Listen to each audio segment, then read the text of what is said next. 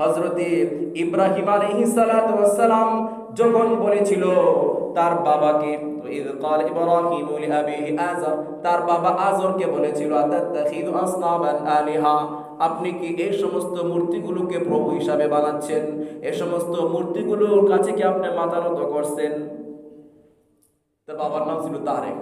সে মূর্তি বানায়া মূর্তি বিজনেস করত, বাজারে নিয়ে নিয়ে বিক্রি করত, শোরুমে রেখে রেখে মূর্তি বিক্রি করতো।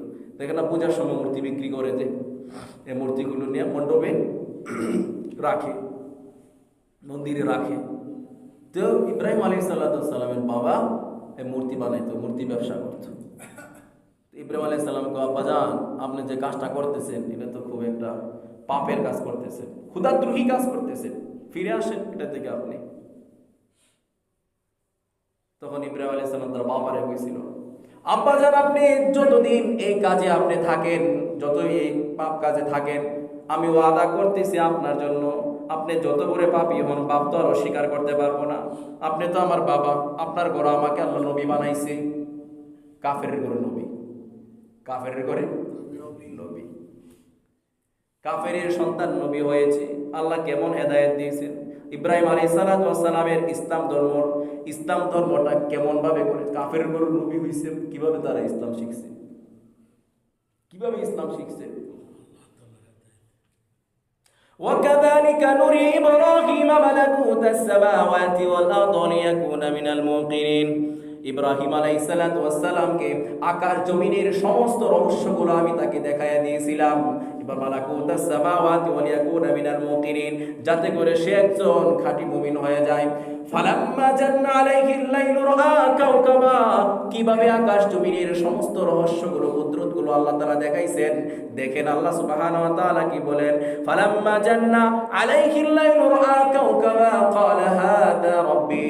ইব্রাহিম আলাইহিস সালাম একদিন রাতের বেলা তারকার দিকে তাকিয়ে আছে, রাতের বেলা তারকার দিকে তাকিয়ে তাকিয়ে বলে, এটাই হয়তো আমার প্রভু হবে, কারণ এত সুন্দর, এত জ্বলজ্বল করতেছে, যার দ্বারা সমস্ত অন্ধকার গুলো দূর হয়ে যাচ্ছে।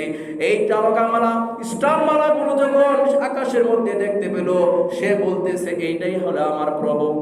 ক্বালা হাদা রাব্বি ফালাম্মা আফালা ক্বালা লা উহিব্বুল আফিলিন। এই তারকাগুলো যখন রাতের গভীর হওয়ার পরে আকাশ থেকে হারিয়ে গেল, হারিয়ে যাওয়ার পর ইব্রাহিম বলেন, এই হারিয়ে যাওয়া জিনিসগুলো, যে জিনিসগুলো নিঃশেষ হয়ে যায়, যেগুলো বেনিশ হয়ে যায়, যেগুলো দৃষ্টি থেকে আড়াল হয়ে যায়, এগুলো আমার প্রভু হওয়ার যোগ্য রাখে না। ছোট্ট ইব্রাহিম, ছোট্ট। فلما رأى القمر بازغا قال هذا ربي فلما أفل قال لئن لم يهدني ربي لأكونن من القوم الضالين। ইব্রাহিম আলাইহিস সালাম এই তারকাগুলো আকাশ থেকে যাওয়ার পরে যখন দেখলো আকাশে আবার চাঁদ উঠছে, চাঁদ উঠেছে, এই চাঁদকে দেখে বলেন, এই চাঁদ আমাকে পথ দেখায়, এই চাঁদ আরো আগেরটার তুলনায় আরো আলো দেয়, এটাই আমার প্রভু। একটু পরে যখন দেখলো চাঁদ হারিয়ে গেছে আকাশ থেকে, চাঁদ যখন আকাশ থেকে হারিয়ে গেছে, ইব্রাহিম বলেন না, যে জিনিস হারিয়ে যায়, যে জিনিস অস্তমিত হয়ে যায়, এটা আমার প্রভু হইতে পারে না। আমার প্রভু তো ওইটাই হইতে পারে যে প্রভু সবসময় ছিল, আছে, থাকবে সবসময়, যার কোনো ক্ষয় নাই, যার কোনো লয় নাই। আবার ইব্রাহিম আলাইহিস সালাম রাত শেষে দিনে যখন আকাশ পানে তাকালো, ফালাম্মা রাআ শামসা বাযিগাতান ক্বালা হাদা রাব্বি হাদা আকবার। এই সূর্যকে যখন দেখলো, সূর্যকে দেখার পরে বলতেছে, এই সূর্যটা পূর্বের যে তারকা ছিল, যে চাঁদ ছিল, এগুলো থেকে অনেক শক্তিশালী, শক্তিধর, এটাই আমার প্রভু হইতে পারে।